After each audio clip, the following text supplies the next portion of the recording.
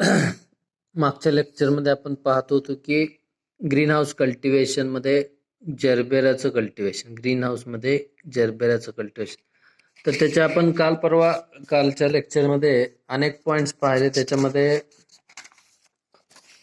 जरबेराचं botanical name, family, origin, soil, climate, propagation, सॉईलचं sterilisation आणि propagation नंतर व्हरायटी आणि प्लांटिंग, कशा प्रकारे प्लांटिंग करायचं बेडवर. तर त्याच्यातला पुढचा पॉईंट आपण पाहणार आहोत, fertiliser. Generally fertilisers for cultivation of gerbera in polyhouses or greenhouses. Well rotten FYM 10 kg per 100 square meter is mixed with soil before sterilization. जी माती आहे त्याचं स्टरिलायझेशन करण्याच्या अगोदर 10 ते 15 किलो FYM किंवा त्याला आपण शेणखत म्हणतो पर 100 स्क्वेअर मीटरसाठी वापरायचं.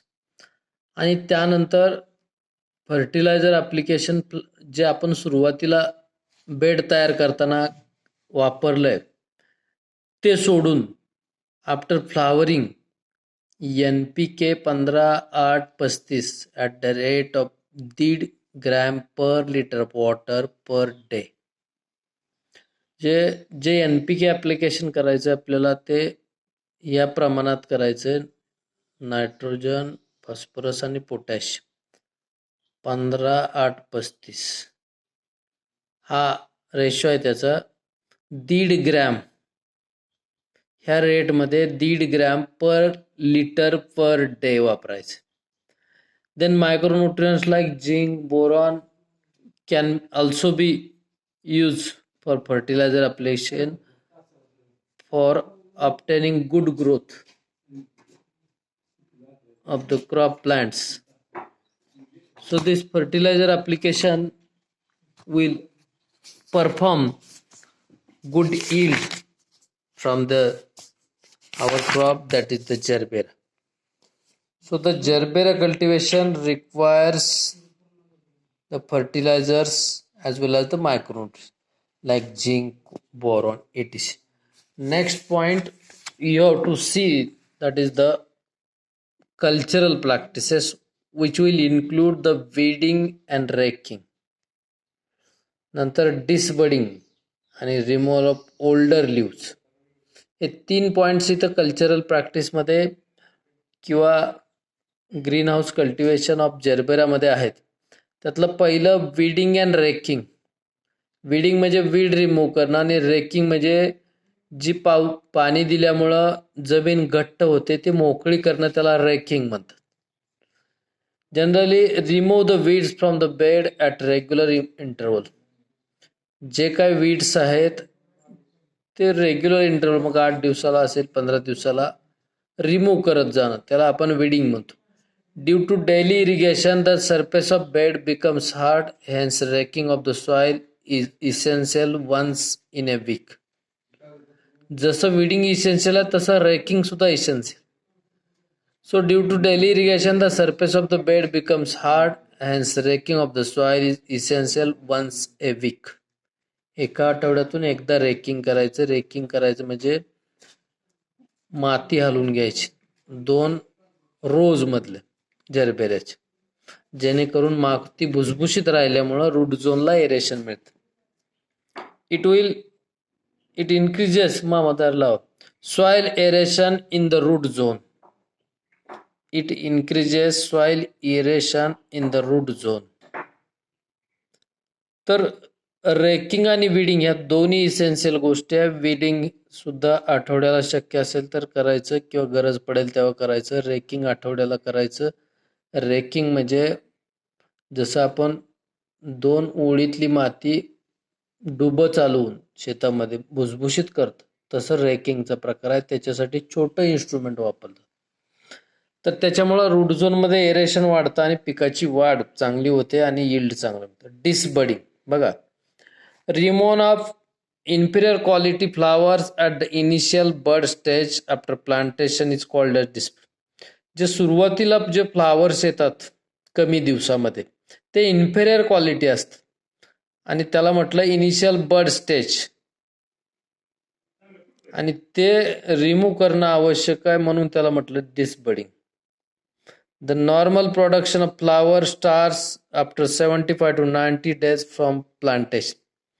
नॉर्मली जरबेरामध्ये 75 ते 90 दिवसात फुलंचं स्टार्ट होतात, परंतु त्याच्या अगोदर आलेल्या कळ्या किंवा त्याच्या अगोदर आलेली फुलं ही रिमूव्ह करणं म्हणजेच डिसबडिंग. So bud production of flower start from 45 days after plantation, which is inferior in quality.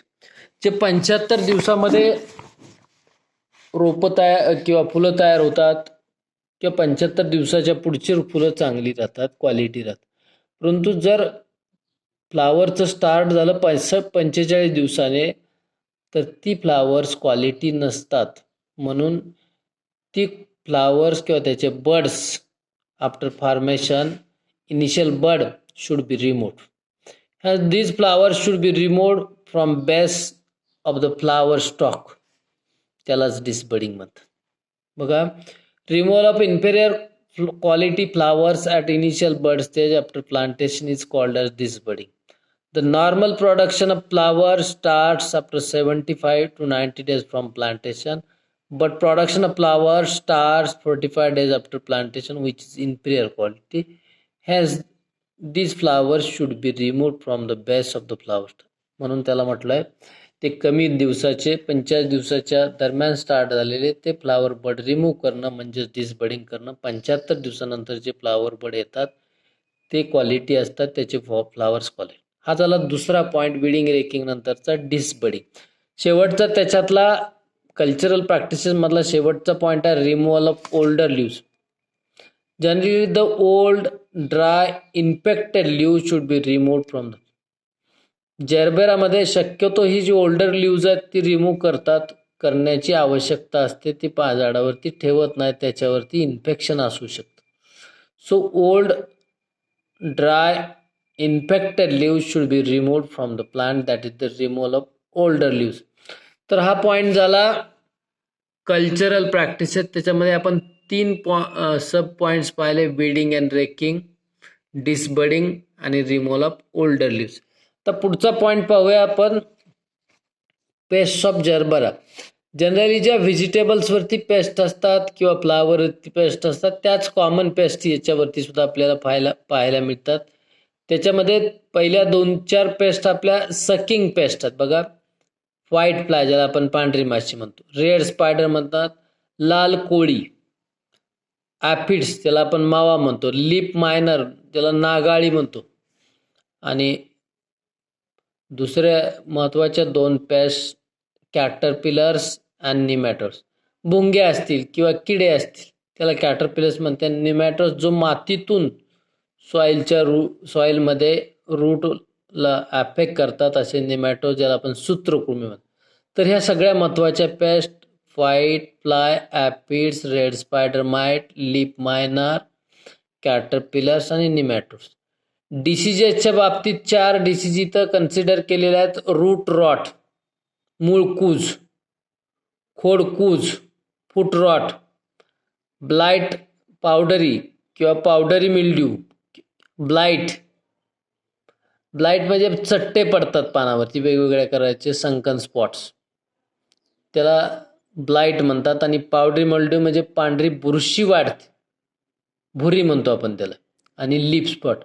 अशा प्रकारचे 4-5 डिसीज आहेत, रूट रॉट, फूट रॉट, ब्लाइट, पावडरी मिल्ड्यू आणि लिप स्पॉट. तर हे झाले पेस्ट ऑफ जरबेरा आणि डिसीजेस ऑफ जरबेरा.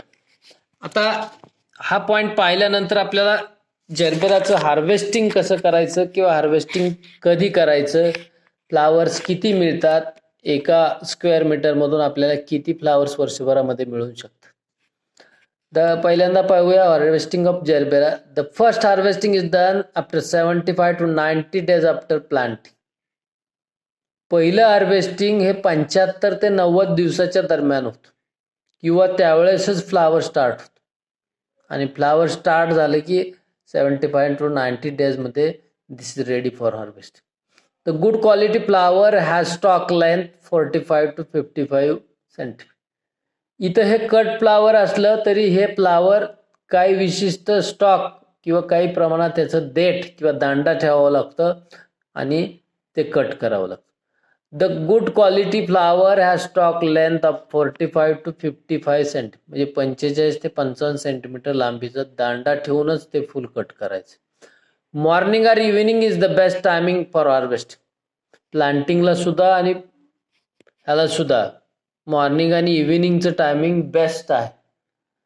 तर ते फॉलो केलं तर आपल्याला फळाची क्वालिटी चांगली मेंटेन करणं शक्य होतं. तर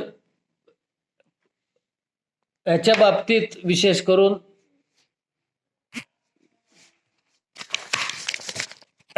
जर्बेराच्या बाबतीत मॉर्निंग अँड इव्हिनिंगचं हार्वेस्टिंग टाइम बेस्ट आहे. त्याच्यामुळं क्वालिटी आणि त्याचं टेम्परेचर इफेक्ट होत नाही. After harvesting the flower should be kept in a bucket containing clean water.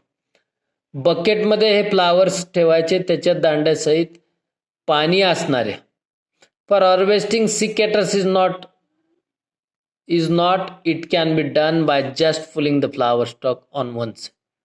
त्याला सिकेटर कात्री काही लागत नाही फ्लावर कट करण्यासाठी. त्याच्या दांड्याच्या खाली जिथं फ्लावर स्टॉक आहे तिथं फक्त एका बाजूला वळवायचं, ते फ्लावर बाजूला निघतं. So the harvesting of gerbera started 75 to 90 days after planting. The good quality flower has stalk length 45 to 55 centimeter. Morning and evening best time for harvesting.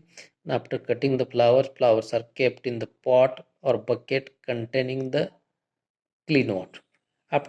For harvesting, generally secateurs are not used, only pulling the flower stalks on one side. This is the harvesting of the gerbera. Last point, that is the yield. Generally the yield of the gerbera remains 150 to 250 flowers per meter square per acre. एका वर्षामध्ये एका square मीटरमध्ये 150 ते 250 flowers आपल्याला मिळतात. 150 ते 250. The commercial life of gerbera is generally 3 years in soil media and 5 to 600 years in soil less media under naturally ventilated polyhouse. जर सॉइलमध्ये growing केलं जर्बेरा तर 3 वर्षापर्यंत पीक घेता येतं. आणि सॉइललेस मीडिया किंवा वेगवेगळे कोकोपीट असे मीडिया वापरले आणि नॅचरली व्हेंटिलेटेड पॉलीहाऊस असेल तर आपण 5 ते 6 वर्ष आपण तिथून फ्लावर्स घेऊ शकतो. आणि एका स्क्वेअर मीटरमधलं फ्लावरची यील्ड आहे 150 ते 250 square metre per year. So this is about the cultivation of gerbera in polyhouse. Next we have to see about the cultivation of the capsicum in green house. Green हाऊसमध्ये कॅप्सिकमचं cultivation आपण जर्बेराचं पाहिलं. आता एक flower पाहिलं, एक vegetable पाहतो. Capsicum म्हणजेच chilli, Dabboo मिरचो ज्याला म्हणतो. त्याला बरेच नाव आहेत. Black pepper, sweet pepper, bell pepper, Shimla मिर्च. One of the popular vegetables grown throughout the India, capsicum is a cool season crop, but it can be grown round the year using protected structure where temperature and relative humidity can be manipulated. This crop requires average temperature of the day 25 ते 30 degree Celsius and night temperature 18 ते 20 degree Celsius with relative humidity of 50 to 60%. The temperature exceeds 35 degree Celsius and below 12 degree fruit setting आहे. तर आपल्याला green हाऊसमध्ये capsicum cultivation करायचं आहे. त्याला आपण डबू मिरचू म्हणतो किंवा सिमला मिर्च म्हणतो किंवा स्वीट पेपर म्हणतो किंवा बेल पेपर म्हणतो. आणि आपल्याला जी आपली हिरवी मिरची आहे त्याला ग्रीन पेपर म्हणतात. तर ह्याला स्वीट पेपर म्हणतात, ढोबळी म्हणतो, शिमला म्हणतो. तर हे जरी कुल सीझन क्रॉप असेल तरी हे प्रोटेक्टेड कंडिशनमध्ये ग्रीन हाऊसेसमध्ये चांगल्या प्रकारे ग्रो केलं जाऊ शकतं असं व्हेजिटेबल आहे. त्याच्यासाठी डेचं ॲव्हरेज टेम्परेचर 25 ते 30 डिग्री सेल्सिअस आणि नाईटचं 18 ते 20 विथ 50 to 60% ह्युमिडिटी असेल तर ह्या पिकाची वाढ आणि यील्ड चांगला मिळतं इन पॉलीहाऊस कंडिशन. हो, most of the farmers so growing the green pepper this sweet pepper or Simla mirch in polyhouses. So next,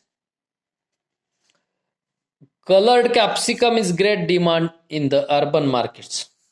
आपल्याला माहित आहे हिरवी मिरची, परंतु आता कलर कॅप्सिकमला वेगवेगळ्या लाल कलर, पिवळा कलर, हिरवा कलर, ऑरेंज कलर असे वेगवेगळे ह्या स्वीट पेपरमध्ये कलर आहेत.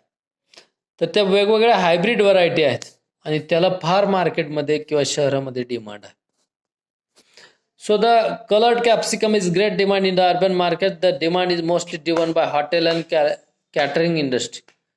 तर त्याला डिमांड हॉटेलमध्ये आहे किंवा वेगवेगळ्या कॅटरिंग व्यवसाय करणारे म्हणजे जेवणाचा व्यवसाय करणारे लोक आहेत, तर त्या कॅटरिंग इंडस्ट्री आणि हॉटेल इंडस्ट्रीमध्ये फार माग आहे. Traditionally grown green capsicum depending on variety and season usually yields 20 to 40 tons in 1 hectare and about 4 to 5 months during the winter only.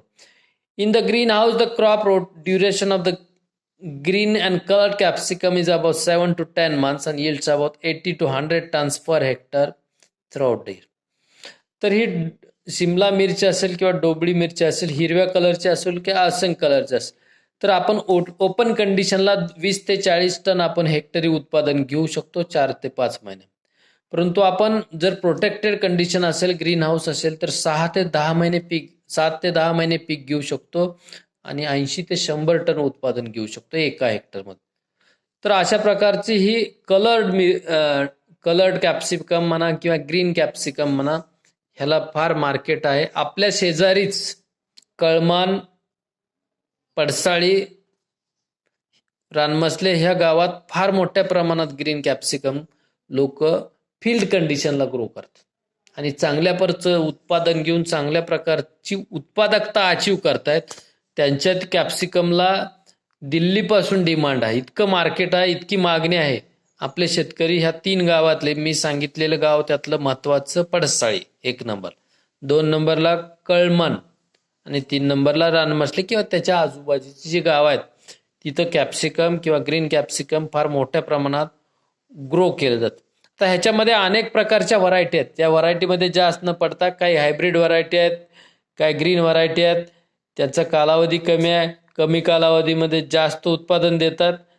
तर हायब्रिडच्या पोटेन्शियल यील्डचं जास्त आहे आणि त्या हायब्रिडचं कमर्शियल प्रोडक्शन किंवा इंडियामध्ये सुद्धा मागणी आहे. परंतु आपल्याला त्या व्हरायटी कुठले निवडायचे ते आपल्या लोकल कंडिशन किंवा आपल्याला यील्ड आणि किती दिवस त्याचं यील्ड मिळावं, किती महिने ते ड्युरेशन असावं यानुसार सिलेक्ट करायचं. त्यातल्यात पॉप्युलर काही व्हरायटीज आहेत, त्याची नावं आपण पाहूयात. ग्रीन कलरमध्ये इंद्र आणि यमुना, रेड कलरमध्ये बॉम्बी, ट्रिपल स्टार, नताशा, इन्स्पायरेशन, पसरेला, बॉम्बी, ट्रिपल स्टार, इन्स्पायरेशन आणि इंद्र आणि यमुना. येलो कलरमध्ये स्वर्णा, ओबेली, बचत. तर अशा 2-3 व्हरायटी आहेत, स्वर्णा, ओबेली, बचत. The capsicum hybrids with high yield potential and uniform size shape needs to be selected. तर ते हायब्रिड सिलेक्ट करताना ज्याची साईज युनिफॉर्म आहे, यील्ड चांगला आहे किंवा शेप चांगला आहे त्या फळाचा, असं सिलेक्शन करणं. Generally red and yellow coloured varieties are selected in the proportion of 60 to 40 respectively in the same polyhouses. जे ते निवडताना सुद्धा रेड आणि येलो 60-40 प्रपोर्शनमध्ये त्या प्लांट्स निवडायचे, त्या कलरचे किंवा त्या व्हरायटीचे in the same polyhouse. The good quality seedlings of the selected varieties with 5 to 6 healthy leaves should be procured from the authorized reliable vegetable nursery for planting. Approximately 4,000 seedlings are required per acre. एका एकरासाठी 4,000 रोपं लागतात. तर त्यातली 60-40 म्हटलं तर 2,500 रोपं, 2,500च्या आसपास रोपं रेड कलरचे घ्यायचे आणि येलो कलरचे 1,500च्या आसपास घ्यायचे. जे अशा प्रकारे एकरामध्ये कॉम्बिनेशन करून आपल्याला उत्पादन शक्य आहे. हे झाले varieties of the green pepper. तर यातला शेवटचा मुद्दा